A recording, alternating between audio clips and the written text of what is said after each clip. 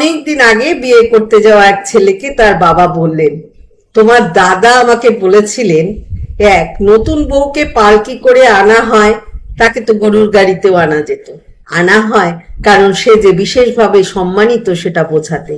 দুই, নতুন বউ পালকিতে কাঁদে, কেন কাঁদে? শুধু ফেলে আসা স্বজনদের জন্য কাঁদে না, নতুন জীবন কেমন হবে সেই ভয়েও কাঁদে। তোর চেষ্টা হবে পালকির কান্নায় যেন তার শেষ কান্না হয়।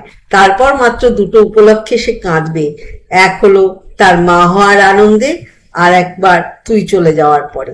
মাঝখানে যত শোক আসবে তুই তার চোখের জল মুছে দিবি। তিন, স্ত্রী সবচেয়ে বেশি কষ্ট পায় তার স্বামীর খারাপ ব্যবহারে। দেখ, আমি খুবই বদমেজাজি, কিন্তু কেউ বলতে পারবে না আমি তোর মায়ের সামনে কোনো দিন উঁচু গলায় কথা বলেছি। চার, বিয়ে মানে আরেকটা মেয়ের দায়িত্ব নেওয়া। পাঁচ, আরেকটা কথা, সবার রান্না ভালো হয় না, কিন্তু সবাই রান্না ভালো করার সর্বোচ্চ চেষ্টা করে।